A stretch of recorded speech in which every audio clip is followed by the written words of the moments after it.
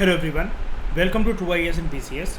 Let's continue our discussion of economics national income का जो chapter हम लोग कर रहे थे। तो हमें जो टॉपिक डिस्कस करना है, अब हम लोग डिस्कस करेंगे aggregates related to national income. ठीक है, नेशनल इनकम से रिलेटेड जो भी एग्रीगेट्स हैं उनको हम जानेंगे। क्या होता है ये अभी मैं बता देता हूँ। देखो, हमने इतना सीखा था कि नेशनल इनकम जो है ना, ये एक टोटलिटी है। It is a sum of money value सारे फाइनल गुड्स और फाइनल सर्विसेज की, जो कि एक पर्टिकुलर साल में एक पर्टिकुलर कंट्री में नॉर्मल रेसिडेंट्स के द्वारा प्रोड्यूस करे जाते हैं, कंट्री के अंदर भी और कंट्री से बाहर से भी।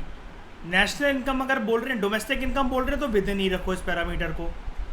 अगर नेशनल इनकम बोल रहे हैं तो वो आउटसाइड द कंट्री भी होता है। क्यों होता है? क्योंकि उसके अंदर ऐड हो जाता है नफिया का पैरामीटर। ये हमने सब सीखा था, आपको रिवीजन आपकी स्ट्रॉन्ग होनी चाहिए। दूसरे शब्दों में अगर हम लोग कहें, या फिर हम लोग CSO के शब्दों में अगर बोलें, सेंट्रल स्टैटिस्टिकल ऑर्गेनाइजेशन, जो कि एक गवर्नमेंट एजेंसी है जो इस बात को एस्टिमेट करती है क्या इंडिया की नेशनल इनकम को पता लगाना, तो उसके अकॉर्डिंग, CSO के अकॉर्डिंग, नेशनल इनकम एक सम है फैक्टर इनकम का, जो कि अर्न करा जाता है नॉर्मल रेजिडेंट्स के द्वारा एक कंट्री के किस किस फॉर्म में, रेंट, वेजेस, इंटरेस्ट और प्रॉफिट। कितने समय में?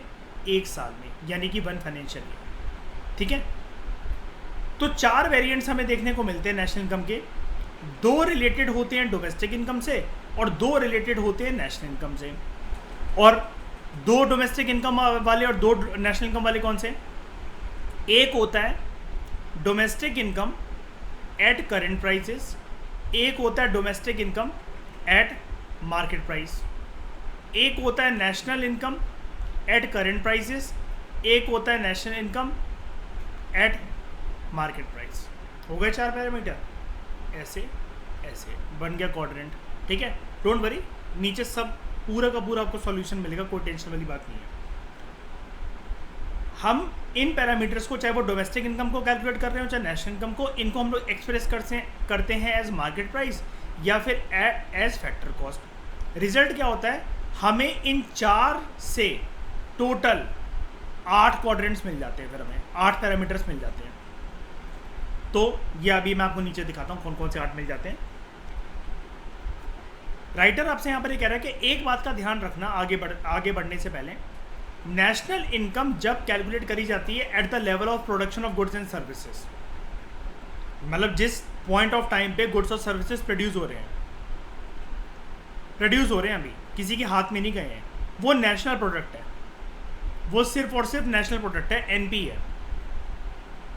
जब उसको डिस्ट्रीब्यूट, गुड्स और सर्विसेज बन किसके रहे हैं? हमारे लिए तो बन रहे हैं, आपके लिए तो बन रहे हैं, देशवासियों के लिए तो बन रहे हैं, बाहर के लोगों के लिए भी बन रहे हैं। हम एक्सपोर्ट भी करेंगे, इनकम भी कमाएंगे। जब डिस्ट्रीब्यूशन के लेवल पर गुड्स, मतलब फैक्ट्री से निकलकर बाहर किसी के भी घर तक जाने के लिए या कोई भी सर्विस किसी को मिलने के लिए रेडी हो गई है, तो उसको मिलेगी गुड्स एंड सर्विस, प्रोड्यूसर को मिलेगी उसकी इनकम। ठीक है, लेवल ऑफ डिस्ट्रीब्यूशन पे जब इनकम होती है तब वो उसको बोलते हैं नेशनल इनकम। ये वाली बात बहुत लोग नहीं जानते। अब UPSC के किसी भी एस्पिरेंट से पूछ लेना, 90% इस क्वेश्चन को फेल करने में, मतलब इस क्वेश्चन को आंसर करने में फेल हो जाएंगे कि नेशनल प्रोडक्ट और नेशनल इनकम में क्या फ़र्क होता है। ये आपको आज एक नई बात पता लग गई कि नेशनल इनकम और नेशनल प्रोडक्ट में क्या फ़र्क होता है।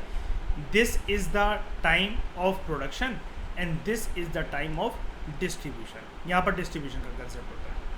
तो जो प्रोडक्ट एग्रीगेट्स होते हैं और जो इनकम एग्रीगेट्स होते हैं, इसको हम लोग इंटरचेंजेबली यूज़ कर लेते हैं, बिकॉज ये सेम फिजिकल प्रोडक्ट की वैल्यूज़ को हमें बता रहे होते हैं। सर्विसेज में तो ऐसा कुछ होता नहीं है, छोड़ो उसको। आगे ये इसके बारे में जो हमने इंट्रोडक्शन पढ़ा है ना, भर के अब यही पेजेस हैं आने वाले टाइम में। अब आप जितना ये अगर थोड़ा सा किसी को टिपिकल लगाओ, अभी आपके उंगलियों पे नाचेंगे। अब ये सारे 8 के 8 पैरामीटर्स लाइफ टाइम नाचेंगे।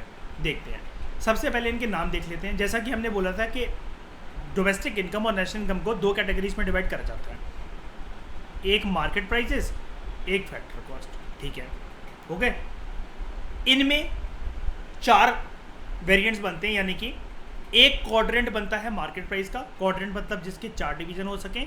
एक क्वाड्रेंट बनता है फैक्टर कॉस्ट का, यानी कि 1, 2, 3, 4 eight market price, 1, 2, 3, 4 eight factor cost. ये समझना नहीं है आपको कि मैं हैवी टर्म्स बोल रहा हूँ, क्वाड्रेंट या बनाकर ऐसा दिखा रहा हूँ, ऐसा बनाना है। एक बात बता रहा हूँ बस, एक मतलब समझ लो डायग्रामेटिक वे का रिप्रेजेंटेशन है, क्योंकि मैं ऐसे ही अपने नोट्स में इसको पुट करता हूँ तो ईजी रहता है मेरे लिए। ठीक है, देखो इसकी तिकड़म बता देता हूँ पहले मैं। कुछ नहीं करना आपको, 4 ही चीज़ें आपको ज़बान पर अपने बोलनी है।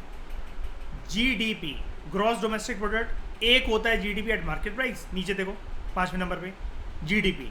एक जीडीपी होता है एट फैक्ट्री कॉस्ट। दूसरा नेट डोमेस्टिक प्रोडक्ट, एनडीपी। एक होता है मार्केट प्राइस पे एनडीपी, एक एनडीपी होता है फैक्ट्री कॉस्ट पे, net domestic product eight factory cost. एक होता है जीएनपी, ग्रॉस नेशनल प्रोडक्ट। एक होता है मार्केट प्राइस पे, एक होता है फैक्टर कॉस्ट पे। एक होता है एनएनपी, नेट नेशनल प्रोडक्ट। एक होता है मार्केट प्राइस पे, एक होता है फैक्टर कॉस्ट पे। यानी कि 4 ही याद करने हैं बस। बन कैसे जाएगा? जीडीपी के 2 पैरामीटर, इधर लिख देता हूं, जीडीपी के 2 parameter, GDP at MP, GDP at FC. NDP के 2 parameter, NDP at MP, NDP at FC. ऐसी करके बस हमें 4 याद करने हैं, जीडीपी, एनडीपी, जीएनपी, एनएनपी। अब आप कहोगे सर कंफ्यूजन तो है इसमें, नीचे वाले भी सेम ही है, लेकिन इसको निकालेंगे कैसे, पता कैसे लगेगा, वही समझने बैठे हैं हम इस क्लास के अंदर। और जैसा कि मैंने प्रॉमिस करा है उंगलियों पे नाचेंगे, बिल्कुल वैसे ही बना दूंगा इसको मैं इतना ईजी। अब ऊपर हमने पढ़े 8 एग्रीगेट्स। अभी तो सिर्फ उसने नाम दे रखे हैं, दिमाग पे प्रेशर वाली कोई बात ही नहीं है। अभी तो हम एंट्री कर रहे हैं, अभी तो मैं जानता ही नहीं किसी चीज़ को, मुझे तो सिर्फ नाम पेश कर रखे हैं। कोई बात नहीं भाई, ज़िंदगी में कभी नामों से नहीं डरता मैं। पहले मैं तहकीकात तक जाऊंगा, बेस बनाऊंगा अपना, और उसके बाद इनको नचाऊंगा। Out of the above mentioned 8 aggregates, it is only, ध्यान से सुनना, इनमें से ये जो 8 एग्रीगेट्स हैं, मैं मिटा देता हूँ उसको, क्लियर, ठीक है, इसको भी क्लियर। ये जो 8 एग्रीगेट्स हैं, इनमें से जो आपको एनएनपी दिख रहा है, ये भी दिख रहा है और ये भी दिख रहा है, इनमें से एक को नेशनल इनकम बोला जाता है, एक को नेशनल इनकम बोला जाता है। हमने क्या पढ़ा था प्रीवियस लेक्चर्स के अंदर? मार्केट प्राइस ज़्यादा दम रखता है फैक्टर कॉस्ट। नकली और असली क्या होता है?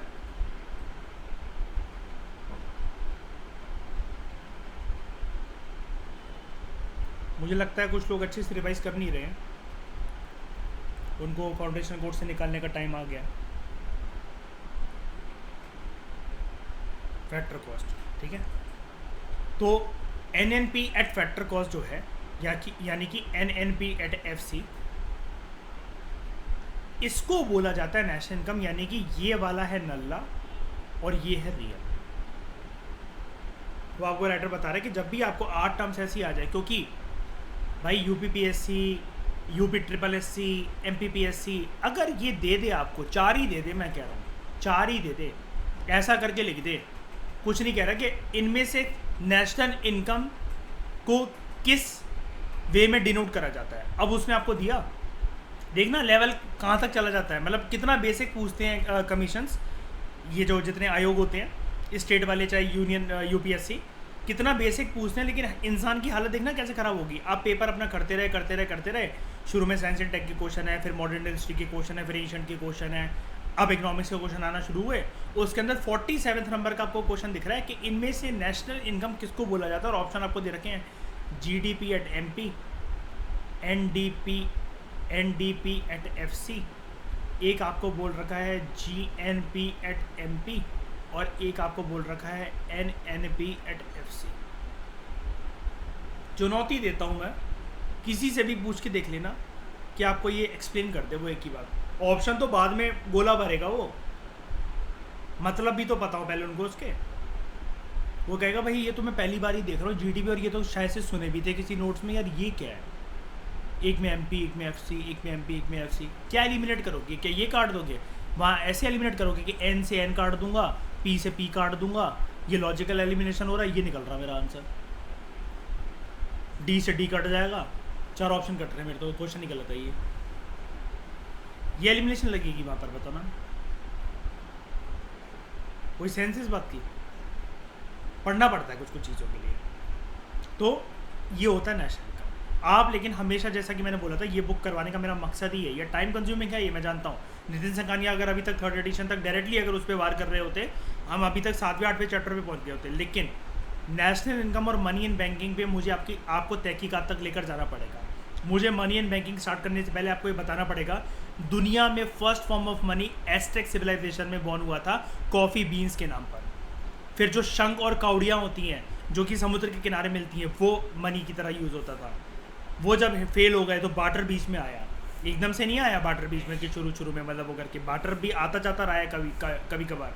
मैं आपको ये केस स्टडी भी बताऊंगा इंडिया में, यूपी में कौन कौन से गाँव में कि जब नोटबंदी हुई थी तो बाटर सिस्टम एक्सचेंज हो गया था इंडिया के अंदर और बिहार के अंदर, यूपी और बिहार के अंदर बाटर सिस्टम एक्सचेंज हुआ था। मैं बताऊंगा उस गांव की केस स्टडी जो नितिन सिंघानिया में और इसमें कहीं नहीं दे रखी होती है, इंपॉर्टेंट होती है। लेकिन अब इंटरव्यूअर आपसे पूछा, आपको सर मैं तो सुना ही नहीं, तो वो कहेंगे आप तो यूपी से आपको इतना नहीं पता, बिहार से आपको इतना नहीं पता कि बाटर सिस्टम वहाँ पर क्यों एक्सचेंज हुआ। सर आप बोलो कि सर बाटर सिस्टम बहुत साल पहले ख़त्म हो गया था जब से करेंसी आई है, मुझे तो यही पता है। किताबी ज्ञान से बढ़कर भी कुछ हमें चीज़ें जाननी पड़ती है ताकि ऑल राउंड हम मतलब हो रहा है। एग्जामिनर की साइकोलॉजी को पकड़ना पड़ता है और हर सब्जेक्ट की अलग अप्रोच होती है। वो काम मेरा है आपको उस रास्ते पर लेकर जाने का, आपका काम है मेहनत करने का। सिमिलरली NDP एंड FC जो है, ठीक है, इसको हम लोग कहते हैं डोमेस्टिक इनकम। अब पहचानोगे कैसे? देखो, एक में है नेट नेशनल प्रोडक्ट, नेट मतलब कॉम्बिनेशन, मतलब अभी तो इतना ही समझ लो, net national product at factor cost होता है असली। एक होता है बस इसमें नेशनल, ये देखो ना दोनों FC हैं, दोनों FC हैं, यानी कि मैं यहाँ पर लिख रहा हूँ FC दोनों के लिए। एक है नेट नेशनल प्रोडक्ट, ये होता है नेशनल इनकम। एक होता है नेट नेशनल, बीच में से हट जाएगा, डोमेस्टिक प्रोडक्ट। बस ये फ़र्क होता है D का और N का। तो ऐसे पहचाने को कैसे? बीच में जो N है वो नेशनल इनकम है, बीच में अगर D है तो वो डोमेस्टिक इनकम है, और उनमें लास्ट पैरामीटर FC कॉमन होना चाहिए। ये तो अभी मैं सिर्फ ऊपर से बता रहा हूँ, अभी आने वाले हैं, डोंट वरी, फॉर्मूले के साथ बताएंगे। फिर राइटर आपसे एक और चीज़ कह रहा है national income at the level of production जो होती है वो नेशनल प्रोडक्ट होती है, at the level of distribution वो नेशनल इनकम होती है। हम पढ़ चुके हैं ऊपर ही। Thus there is no difference between domestic product and domestic income, यानी कि इसके बीच में एज सच कोई डिफरेंस नहीं होता। लेकिन आप फिर भी एक सीख गए हो कि अगर आपसे कोई पूछ ले, स्टेटमेंट आ जाए कि इनमें से नेशनल इनकम और नेशनल प्रोडक्ट में क्या फ़र्क होता है, APFC में ही पूछ लें। हमारा काम ही अकाउंटिंग और इसका है ना, एनफोर्समेंट ऑफिसर का तिगड़म, मतलब वही कैलकुलेटर का वाला काम है हमारा। अगर इसी में पूछ लें कि इसमें क्या फ़र्क होता है तो आपको पता रहेगा। यहाँ तक अगर किसी को कुछ पूछना है मुझसे तो पूछ लो, बताओ।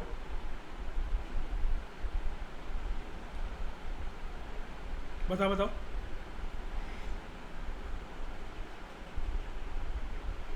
आगे बढ़ूँ। नॉर्मली नहीं, there is no difference between domestic income, domestic product and national domestic income, as all production is ultimately converted into factor income, क्योंकि अल्टीमेटली सारी की सारी जो प्रोडक्शन है वो फैक्टर इनकम में ही होगी। और ये पता है ना फैक्टर इनकम में कैसे होगी कि लैंड, लेबर, कैपिटल और एंटरप्राइज, इससे जनरेट पक्का होगी इनकम कुछ ना कुछ, rent, wages, interest and profit की फॉर्म में। तो नॉर्मली प्रैक्टिकल कैलकुलेशंस के अंदर डोमेस्टिक प्रोडक्ट को पहले एस्टिमेट कर लिया जाता है कि फैक्ट्री में कितना माल, कितना क्या क्या सर्विस गुड्स प्रोड्यूस हुए हैं, देन उसमें नफिया ऐड करके, net factor income from abroad add करके नेशनल प्रोडक्ट उसको बना दिया जाता है। जैसे ही वो डिस्ट्रीब्यूशन के लिए जाता है तो पहला वाला बन जाता है डोमेस्टिक इनकम और दूसरा वाला बन जाता है नेशनल इनकम, नफिया ऐड करके। इसके अंदर से इसमें नफिया माइनस होता है, इसमें नफिया ऑलरेडी इंक्लूडेड होता है। यानी कि आप डोमेस्टिक इनकम में अगर नफिया को ऐड कर दो, नफिया नहीं है तो वो डोमेस्टिक इनकम ही रहेगा, नफिया अगर ऐड होगा तो उसका नाम हो जाएगा नेशनल इनकम। ये हम पढ़ चुके हैं पहले भी। तो अब बात करते हैं तीन फार्मूला की, पढ़ चुके हैं इनके बारे में, लेकिन ये यहाँ पर हमें काम में आएंगे। Depreciation, NIT net indirect taxes और NFIA net factor income from abroad. Writer हमें ये कह रहा है it needs to be noted that there are 3 subscripts in the above mentioned aggregate. जो हमने ऊपर ये पढ़े 8 एग्रीगेट्स और जितने भी, इसमें एक कोड है। डिबेट यहाँ पर चल रही है ग्रॉस वर्सेस नेट के बीच में। डोमेस्टिक वर्सेस नेशनल के बीच में और market price versus factor cost के बीच में। देख लो देख लो, ग्रॉस और नेट के बीच में डिबेट चल रही है, डोमेस्टिक और नेशनल के बीच में डिबेट चल रही है, ठीक है, और मार्केट प्राइस और फैक्टर कॉस्ट के बीच में डिबेट चल रही है। इसी को तो डीकोड करना है ना, तीन पेयर कोई तो डीकोड करना है हमें कि ग्रॉस और नेट में डिफरेंस क्या, डोमेस्टिक और नेशनल में डिफरेंस क्या, और मार्केट प्राइस और फैक्टर कॉस्ट में डिफरेंस क्या। जब यही तीनों पता लग गए तो अपने आप से ही हम आटो के आटो फॉर्मूला बना लेंगे। तो देखते हैं इसको। अकॉर्डिंगली यहाँ पर तीन फॉर्मूला होते हैं इन एग्रीगेट्स को एक्सप्रेस करने के लिए। ये जो तीन नीचे कंसेप्ट्स हैं ये अपने आप में फॉर्मूला के तौर पे यूज़ करे जाते हैं। इनका मीनिंग और इनका इंटर रिलेशनशिप कोई सीख जाए डिफरेंट एग्रीगेट्स में तो वो आठों के आठों एग्रीगेट्स को डिकोड कर सकता है। जानते हम सब हैं, लेकिन अब हम इनको यूज़ करेंगे तीनों। अब ये सुन तो रखा ही आपने, मैंने करवाया तो है ही आपको, नेट इनडायरेक्ट टैक्सेस, नफिया और डेप्रिसिएशन बहुत डिटेल में करवाया मैंने। तो वियर एंड टियर याद है ना, डेप्रिसिएशन आपको, कंजम्पशन और fix capital, net indirect taxes भी याद है सब्सिडीज़ को माइनस करके, और नफिया भी आपको याद है बाहर से जो इनकम आती है, ठीक है। लेकिन अब हम इसे फॉर्मूले के तौर पे यूज़ करेंगे। तो सबसे पहले बात करते हैं डेप्रिसिएशन की। देखो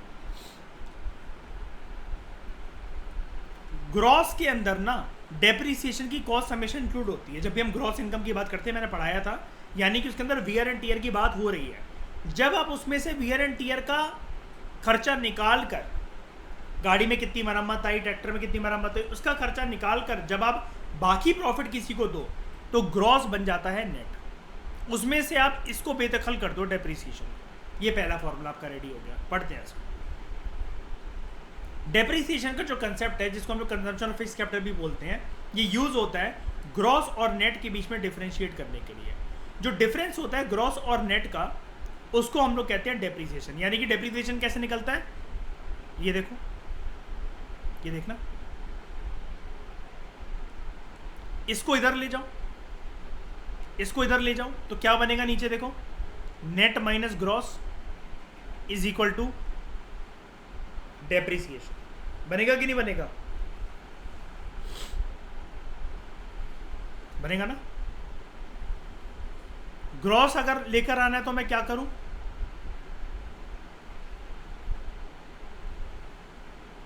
सिर्फ ग्रॉस मुझे चाहिए तो क्या करूं, डेप्रिसिएशन को उधर पहुंचा दो, है ना, प्लस हो जाएगा डेप्रिसिएशन, ऐड हो जाएगा नेट में। Term gross means value of produce includes depreciation, यानी कि ग्रॉस में हमेशा डेप्रिसिएशन, वियर एंड टियर या फिर कंजम्पशन ऑफ फिक्स्ड कैपिटल जिसको बोलते हैं, उसकी वैल्यू इंक्लूडेड है। यानी कि जितना एक्स्ट्रा खर्चा हो रहा है मरम्मत में, ट्रैक्टर को ठीक करवाने में, गाड़ी के टायर फट गए, मशीन खराब हो गई, ऑयल चेंज हो रहा है, ट्यूब बदले जा रहे हैं, शीशे बदले जा रहे हैं, कुछ भी एक्सपेंसिव जो खर्चा हो रहा है, दिवाली पे घर की मरम्मत हो रही है, ये सब कुछ डेप्रिसिएशन है। और ये इंक्लूड होता है जब, ये इंक्लूड होता है ग्रॉस में। ग्रॉस में हमेशा डेप्रिसिएशन की वैल्यू इंक्लूड होती है, जबकि नेट में हमेशा इसको डेप्रिसिएशन को जब निकाल दिया जाता है तब नेट की वैल्यू आती है। तो यानी कि 100 बातों की एक बात, net value is obtained after deducting depreciation from the gross value, ठीक है। यहाँ पर एक एक्सेप्शन है, डिफरेंस जो होता है between gross output and net output, ये डेप्रिसिएशन नहीं होता, ये बल्कि इंटरमीडिएट कंजम्पशन होता है। छोड़ो उसको, इसका हमारा कोई रोल नहीं है, लेकिन ये समझो फॉर्मूले से ज़्यादा बेटर से समझ में आएगा। मुझे नेट प्रोडक्ट निकालना है तो मैं ग्रॉस प्रोडक्ट में से डेप्रिसिएशन कर दूंगा। मुझे नेट वैल्यू एडेड निकालनी है तो मैं gross value added minus depreciation कर दूंगा। मुझे नेट इन्वेस्टमेंट निकालनी है तो मैं ग्रॉस इन्वेस्टमेंट माइनस डेप्रिसिएशन कर दूंगा। ये राइटर आपको यहाँ पर ये बताना चाह रहा है कि भाई साहब जब भी आप नेट वर्ड देखो, इसका कि कुछ भी लिखा हो, प्रोडक्ट लिखा हो, वैल्यू एडेड लिखा हो, इन्वेस्टमेंट लिखा हो, उससे घबराओ मत। वो कहता है बस इक्वल टू करो और ग्रॉस के आगे भी जो मर्जी दे रखा हो, प्रोडक्ट, वैल्यू एडेड, इन्वेस्टमेंट, इसमें से जब वियर एंड टियर की कैपिटल माइनस करनी है, बस आपको आप इतना याद रखना। राइटर आपसे ये कहता है कि नेट को जब भी देखो भाई साहब तो ये ध्यान रखना कि ग्रॉस में से आप वियर एंड टियर की कंजम्पशन ऑफ फिक्स्ड कैपिटल कह लो, उसको चाहे डेप्रिसिएशन कह लो, इसकी वैल्यू निकल जानी चाहिए, तो आपके पास आएगा नेट। खर्चों को इंक्लूड करके किसी को अपनी इनकम थोड़ी ना बताऊंगा, वो इनकम थोड़ी ना होती है, वो मेरे प्रॉफिट थोड़ी ना है। राशन वाशन का, महीने का पेट्रोल भरवाने का, घर का किराया, बिजली का बिल, ये सब देने के बाद जो मेरे पास बच रहा है वही तो मेरी इनकम है। खर्चों को इंक्लूड करूंगा मैं। और यहाँ पर खर्चे वो वाले नहीं है, डेप्रिसिएशन आप जानते हो वियर एंड टियर की वो होती है, ठीक है। तो आपसे खुद भी कह रहे हैं कि डेप्रिसिएशन को हम लोग कंसेप्ट नंबर 13 में डिस्कस कर चुके हैं। दूसरा NIT, नेट इनडायरेक्ट टैक्सेस। कैसे निकलता है? आप मार्केट प्राइस जो आपको मिलेगा, आप फैक्टर कॉस्ट में एनआईटी को ऐड कर दो तो आपके पास मार्केट प्राइस आएगा। फैक्टर कॉस्ट में आप नेट इनडायरेक्ट टैक्सेस को ऐड करो तो आपके पास मार्केट प्राइस आ जाएगा। यानी कि हमसे ये कह रहा है market price is equal two factor cost plus NIT. अब अगर मुझे सिर्फ फैक्टर कॉस्ट निकालनी हो तो मार्केट प्राइस माइनस एनआईटी, ठीक है। और एनआईटी निकालना हो तो market price minus factor cost. ये तो आप जानते ही हो ना, इधर से उधर ले जाओ, बस सिंबल्स बदल जाते हैं। तो नेट इनडायरेक्ट टैक्स क्या होता है? It is a difference between indirect tax and subsidy. Indirect tax और सब्सिडी के बीच का जो डिफरेंस होता है वो होता है नेट इनडायरेक्ट टैक्सेस। यानी कि सब्सिडी हमेशा सब्ट्रैक्ट होती है, हमेशा, और इनडायरेक्ट टैक्सेस हमेशा ऐड को होते हैं। क्यों? These are revenue and this is cost. ये खर्चा होता है सब्सिडी, क्योंकि देनी पड़ती है जेब से सरकार को।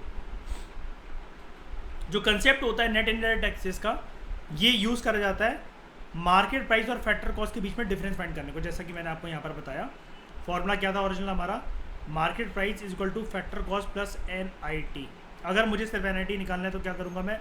Market price minus factor cost is equal to NIT. तो ये देखो, यही बोलता है concept of net NIT is use to find out the difference between MP and FC. Market price क्या होता है? It is a price paid by a buyer of a commodity in the market, whereas factor cost is the cost paid by the producer to the factors of production, land, labor, capital, enterprise for their services rendered in the production of a commodity। जब भी उन्होंने कोई भी commodity बनाई है तो उनको जो rent, wages, interest and profit के तौर पर जो मिल रहा है, इसको हम बहुत डिटेल में डिस्कस कर चुके हैं अनगिनत बार। आपको रिवाइज याद होना चाहिए, टिप्स भी होना चाहिए।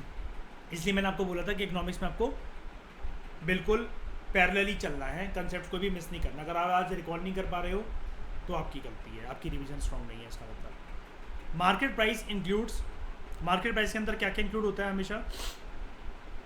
Factor cost, indirect taxes and subsidies. अगर हमें मार्केट प्राइस निकालना है तो इनडायरेक्ट टैक्सेस को ऐड कर दिया जाता है, सब्सिडीज को माइनस कर दिया जाता है, तो हमें मिल जाता है फैक्टर कॉस्ट। यहाँ पर देखो, नीचे देखो,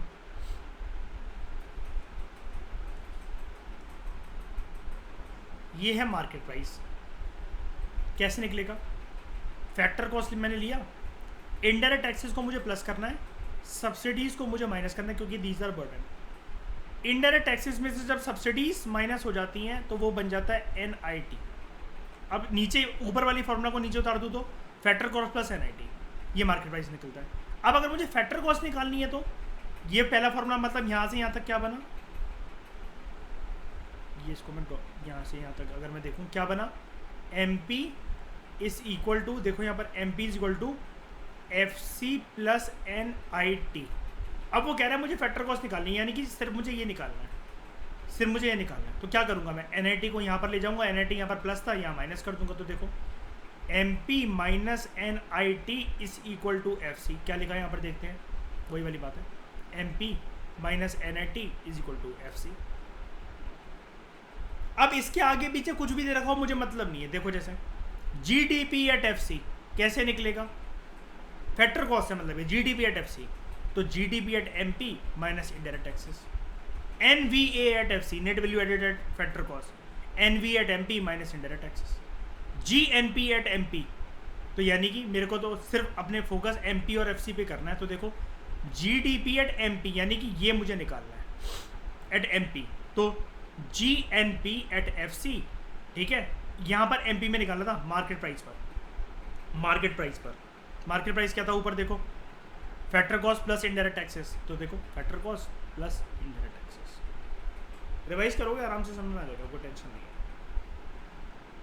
और ये कंसेप्ट को भी हम पढ़ चुके हैं, रिवीजन होनी भी चाहिए, कोई नई चीज़ नहीं आ रही क्योंकि है। तीसरे कंसेप्ट की तरफ बढ़ते हैं। दो हमारे हो गए, डेप्रिसिएशन हो गया, नेट इनडायरेक्ट टैक्सेस हो गए। अब तीसरा है नफिया।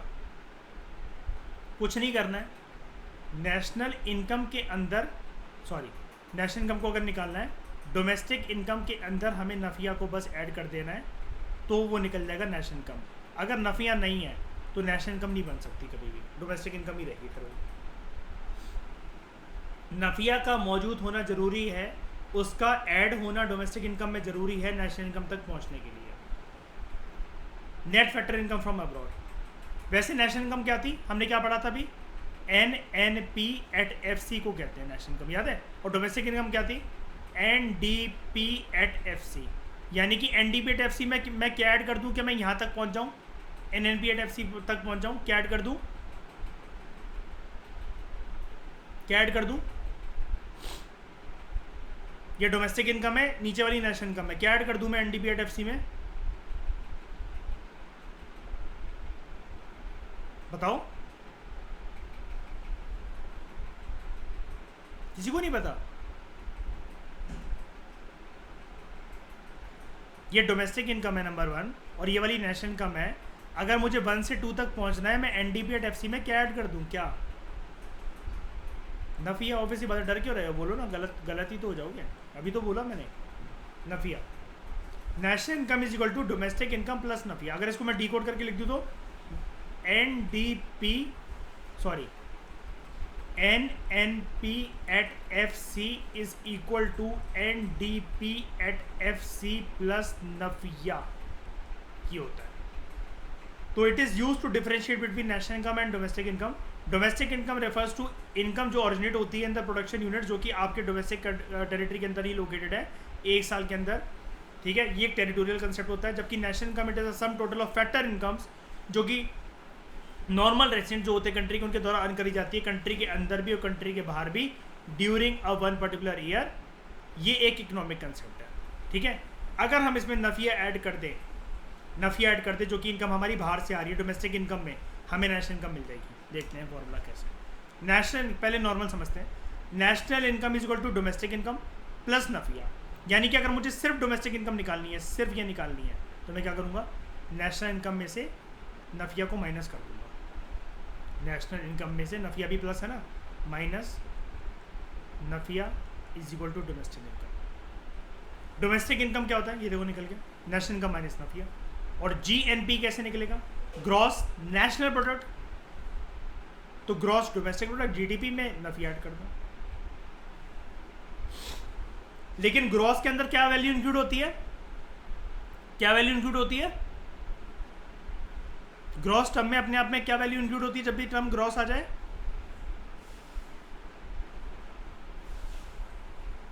जल्दी बोलो,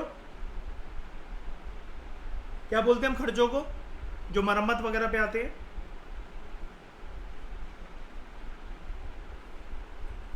डेप्रिसिएशन। ग्रॉस में वैल्यू डेप्रिसिएशन इंक्लूड होती है, इसलिए हम लोग ना उसको माइनस करते हैं हमेशा डेप्रिसिएशन की वैल्यू को। तो जब ग्रॉस में से डेप्रिसिएशन हट जाता है तो ग्रॉस क्या बन जाता है, ग्रॉस क्या बन जाता है, हाँ, नेट बन जाता है। इसलिए हम लोग कभी भी ना GDP में नफिया प्रोड्यूस करके, हम कभी भी, मतलब GDP में नफिया ऐड करके कभी हम ये नहीं बोलते कि नेशनल इनकम बनाई है हमने, नहीं। GDP में नफिया ऐड करके नेशनल इनकम नहीं बन सकती। क्यों, देश को खर्चे तो निकालने दो अपने, उसमें से खर्चे हटाओ, फिर दिखाओ मुझे रियल पिक्चर। तो जब खर्चे हटा दिए मैंने, तो ये टर्म बन जाएगी नेट, और यहाँ से भी बन जाएगी नेट। अब देखो आ गया ना अपने आप, net national product at factor cost is equal to net domestic product at factor cost plus NFIA. ऊपर मैंने क्या लिखा था देखो, NNP@FC is equal to NDP@FC plus NFIA. ये देख लो, NNP@FC is equal to NDP@FC plus NFIA. वही तो कह रहा हूँ, एक बार रिवीजन होगी अपने आप फॉर्मूले बन जाते हैं। मैं तो पहले ही बता दिया था, देखो नीचे भी वो वही बोल रहा है, और ये कंसेप्ट को हम डिस्कस कर चुके हैं। मैं वही कह रहा हूँ कि अगर रिकॉल आज की क्लास में नहीं कर पाए तो उसके मतलब आपकी रिवीजन वीक है। थोड़ा सा रिवाइज करो, मतलब मैं वैसे ही बोल रहा हूँ, ताने नहीं कस रहा, लेकिन यार रिवीजन करनी पड़ेगी, वरना क्या होगा, पुराना अगर याद नहीं है, नया समझ में नहीं आएगा, पुराना भी भूल जाओगे, फिर पुराने पे आओगे तो तब तक बहुत आगे चला जाएगा कुछ नई चीज़। इसलिए खींचना थोड़ा सा पड़ेगा भाई।